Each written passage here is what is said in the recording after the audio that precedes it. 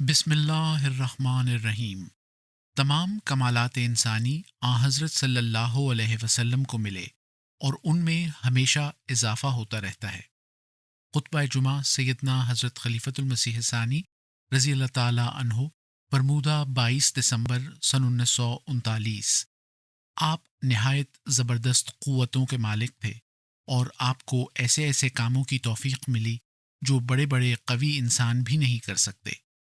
حضرت مصلح موعود رضی اللہ تعالیٰ عنہ نے اس خطبہ جمعہ میں نبی کریم صلی اللہ علیہ وسلم کے کمالات کے بارے میں روشنی ڈالی ہے، نیز اس کے ساتھ اس بات کی بھی جماعت کو توجہ دلائی ہے کہ نبی کریم صلی اللہ علیہ وسلم کی شان میں غلو نہ کیا جائے۔ قارئین کے استفادے کے لیے یہ خطبہ شائع کیا جا رہا ہے۔ ادارہ حضور انور نے تشہد و تعوذ اور سورہ فاتحہ کی تلاوت کے بعد فرمایا، تھوڑے ہی دن ہوئے ایک شخص نے مجھ سے ایک سوال کیا تھا جو سوال و جواب غالباً الفضل میں شائع ہو چکے ہیں۔ اس وقت اختصار کے ساتھ میں نے اس کے سوال کا جواب دے دیا تھا۔ آج جس وقت میں خطبے کے لیے کھڑا ہوا تو اذان سنتے ہی میرا ذہن اس سوال اور اس کے ایک اور جواب کی طرف چلا گیا جو خود رسول کریم صلی اللہ علیہ وسلم نے اس سوال کا دیا ہے، اور میں نے سوچا کہ آج اسی سوال کے جواب کو خطبے کے ذریعے اس روشنی میں جو رسول کریم صلی اللہ علیہ وسلم کی سند سے حاصل ہوئی ہے بیان کر دوں۔ یہ سوال غالباً میرے کسی خطبے کی بنا پر کیا گیا تھا جو الفضل میں شائع ہو چکا ہے، اور سوال یہ تھا کہ آپ بتائیں، کیا حضرت صلی اللہ علیہ وسلم تمام کے تمام کمالات اس دنیا میں حاصل نہیں کر چکے تھے؟ غالباً میرا کوئی مضمون یا خطبہ کسی ایسے موضوع کے متعلق تھا جس سے سائل کو یہ شبہ ہوا کہ شاید میرے نزدیک رسول کریم صلی اللہ علیہ وسلم کو تمام کمالات حاصل نہ تھے۔ میں نے جو جواب دیا اس کا مفہوم یہ تھا کہ اگر تو تمام کمالات سے مراد یہ ہے کہ جو ترقیات انسان حاصل کر سکتا ہے اور جو کمالات انسان کو حاصل ہو سکتے ہیں وہ اللہ تعالیٰ نے آپ کو عطا کیے تو یہ ٹھیک ہے، لیکن اگر تمام کمالات اللہ تعالیٰ کی نسبت سے ہیں اور اس کے یہ معنی لیے جائیں کہ اب یہ معاملہ ختم ہے اور مزید کسی ترقی کی گنجائش نہیں، تو یہ غلط ہے۔ جتنے فضل آپ صلی اللہ علیہ وسلم پر نازل ہوئے ہیں وہ ان سب سے زیادہ ہیں جو آپ سے پہلوں پر ہوئے یا پچھلوں پر ہوں گے، اور اگر اس نسبت سے کہا جائے کہ رسول کریم صلی اللہ علیہ وسلم کو تمام کمالات حاصل تھے تو یہ ٹھیک ہے، کیونکہ جو کمالات حضرت ابراہیم علیہ السلام کو حاصل ہوئے، حضرت نوح علیہ السلام کو حاصل ہوئے، حضرت موسیٰ علیہ السلام کو حاصل ہوئے اور حضرت عیسیٰ علیہ السلام کو حاصل ہوئے، وہ حضرت صلی اللہ علیہ وسلم کو بھی حاصل ہوئے۔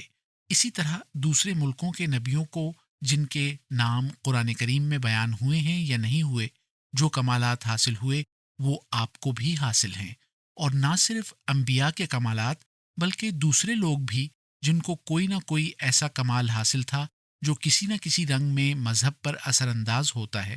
وہ خواہ آپ سے پہلے ہوئے ہیں یا بعد میں پیدا ہوں گے، ان کے سب کمال حضرت صلی اللہ علیہ وسلم کو حاصل ہیں،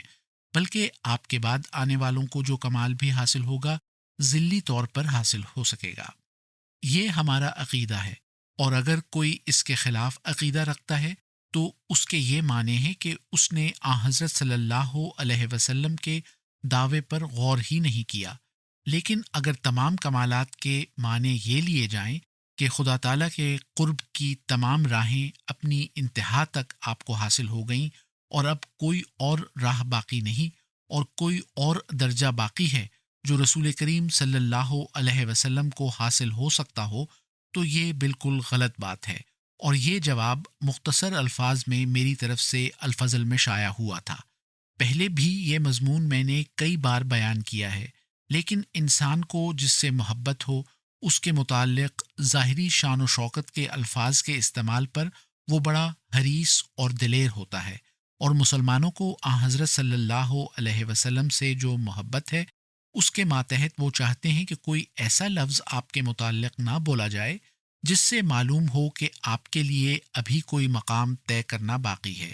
اس لیے مسلمانوں میں سے جو لوگ عارف نہیں ہیں ان کو یہ بات ناگوار گزرتی ہے۔ اگر یہ کہا جائے کہ رسول کریم صلی اللہ علیہ وسلم نے جو مراتب حاصل کیے ہیں ان سے آگے بھی ابھی مدارج باقی ہیں، لیکن اس کا بھی خیال رکھنا چاہیے کہ کسی ترقی کرنے والی چیز کا کسی مقام پر جا کر رک جانا اس کے تنزل کی دلیل ہوا کرتی ہے۔ پھر اس امر کا بھی خیال رکھنا چاہیے کہ رسول کریم صلی اللہ علیہ وسلم کی شان خواہ کتنی بلند ہو اور آپ صلی اللہ علیہ وسلم سے ہمیں خواہ کتنی محبت ہو، اللہ تعالیٰ کی شان بہرحال آپ صلی اللہ علیہ وسلم کی شان سے بہت بالا ہے۔ خدا تعالیٰ ازلی ابدی ہے اور محمد رسول اللہ صلی اللہ علیہ وسلم آپ کے فیضانوں میں سے ایک بہت بڑا فیضان ہے، اور یہ آپ کی ذات سے دشمنی ہوگی کہ ہم آپ کو کوئی ایسا مقام دے دیں جس کے دینے سے خدا تعالیٰ کا مقام چھنتا ہو۔ رسول کریم صلی اللہ علیہ وسلم خود بھی اس شان کو کبھی پسند نہیں کر سکتے، بلکہ ایسا خیال کرنے والوں کو اپنا بدخواہ سمجھیں گے۔ آپ کا اپنا عمل اس بات پر شاہد ناطق ہے۔ آپ نہایت زبردست قوتوں کے مالک تھے، اور آپ کو ایسے ایسے کاموں کی توفیق ملی جو بڑے بڑے قوی انسان بھی نہیں کر سکتے، اور جس کے قوا زیادہ مضبوط ہوں اسے جان کنی کی تکلیف زیادہ ہوا کرتی ہے، اس لیے آپ کو یہ تکلیف بہت زیادہ تھی۔ حضرت عائشہ رضی اللہ تعالی عنہا فرماتی ہیں کہ میں پہلے سمجھا کرتی تھی کہ جسے جان کنی کی تکلیف زیادہ ہو وہ اچھا آدمی نہیں ہوتا، مگر جب میں نے حضرت صلی اللہ علیہ وسلم کو دیکھا تو اپنی رائے بدلنی پڑی۔ اس انتہائی تکلیف کے وقت بھی آپ کو اللہ تعالیٰ کے مقام کا اتنا خیال تھا کہ آپ چونکہ جانتے تھے کہ میرے اتباع کو مجھ سے اتنا عشق ہے کہ ممکن ہے کہ میرے مرتبے کے متعلق غلو سے کام لیں، اس لیے اس تکلیف کے وقت میں بار بار آپ کے منہ سے یہ الفاظ نکلتے تھے کہ خدا تعالیٰ یہود و نصارہ پر لعنت کرے کہ انہوں نے اپنے انبیاء کی قبروں کو مساجد بنا لیا۔ آپ بار بار یہی فرماتے تھے، گویا اپنی قوم کو آخری سبق جو آپ نے دیا وہ یہی تھا کہ مجھے کوئی مشرکانہ مقام نہ دینا، اور اگر تم نے ایسا کیا تو یہ خیال مت کرنا کہ میں اس سے خوش ہوں گا، بلکہ میری روح ایسا کرنے والوں پر لعنت کرے گی۔ پس خواہ رسول کریم صلی اللہ علیہ وسلم ہی ہوں، آپ کی طرف ایسا مقام منسوب کرنا جو اللہ تعالیٰ کے درجے کی تنقیص کا موجب ہو، آپ کے لیے خوشی کا موجب نہیں، بلکہ ایسا کرنے والے پر آپ کی لعنت ہوتی ہے، اور موت کے وقت کی لعنت تو بہت خطرناک ہوتی ہے۔ جو لوگ سچے مذہب کے پیرو نہیں، مثلا ہندو وغیرہ قومیں، وہ بھی موت کے وقت کی بد دعا سے بہت ڈرتی ہیں۔ کسی کے ماں باپ فوت ہو رہے ہوں اور ان کی اس وقت کی دعا یا بد دعا کو بہت اہمیت دی جاتی ہے، تو خدا تعالیٰ کا وہ رسول جو سب پہلے اور پچھلے انبیاء کا سردار ہے، اس کے مرنے کے وقت کی بد دعا کو کس قدر اہمیت حاصل ہونی چاہیے، اور یہ لعنت کتنی بڑی لعنت ہے۔ یاد رکھو، اللہ تعالیٰ غیر محدود ہے، باقی سب محدود۔ غالباً اسی سلسلے میں نے ایک قصہ بھی سنایا تھا کہ ایک دفعہ جمعے کے روز ایک شخص مجھے ملنے آیا اور کہا کہ میں کچھ پوچھنا چاہتا ہوں۔ میں نماز کے بعد مسجد ہی میں بیٹھ گیا۔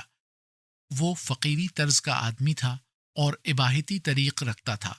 ان کا خیال ہے کہ جب انسان خدا کو پالے تو اسے نماز و روزے کی ضرورت نہیں، کیونکہ نماز و روزہ بطور سواری کے ہیں، اور جب کوئی سالک یار کے در پر پہنچ جائے تو پھر اسے کسی سواری کی کیا ضرورت ہے؟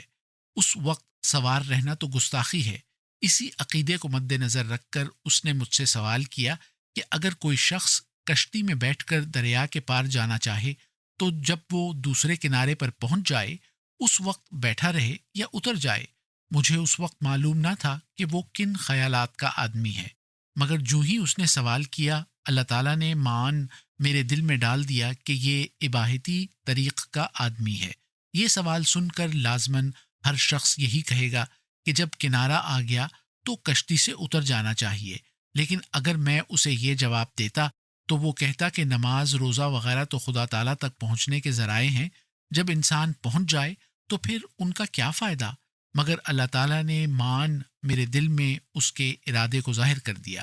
اور میں نے جواب دیا کہ جس دریا کو پار کرنے کے لیے وہ کشتی میں بیٹھا ہے، اگر تو وہ محدود ہے تو کنارے پر پہنچ کر اتر جانا چاہیے، لیکن اگر غیر محدود ہے جو جہاں اس کو خیال ہو کہ کنارہ آ گیا، وہ سمجھے یہ میری نظر کا قصور ہے۔ وہ جہاں اترا وہیں ڈوبا،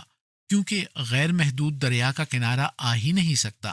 میں نے کہا، آپ جس دریا کا ذکر کر رہے ہیں وہ محدود ہے یا غیر محدود؟ اگر تو غیر محدود ہے تو جہاں یہ خیال کیا کہ کنارہ آ گیا وہیں ڈوبے گا، کیونکہ غیر محدود دریا کے متعلق یہ خیال کہ کنارہ آ گیا نفس کا دھوکہ ہے۔ پس ہمارا خدا غیر محدود ہے، اور جب رسول کریم صلی اللہ علیہ وسلم کی ترقی خدا تعالیٰ کے مقام کے لحاظ سے دیکھی جائے تو ماننا پڑے گا کہ ابھی کنارہ نہیں آیا، بلکہ پہلے تو میں نے کہا تھا کہ نہیں آیا، مگر اب یہ کہتا ہوں کہ نہیں آ سکتا۔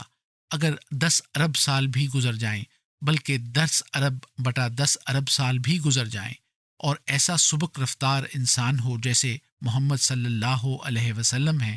تب بھی وہ کنارہ نہیں آ سکتا۔ الفضل 12 جنوری سن 1940۔ باقی آئندہ۔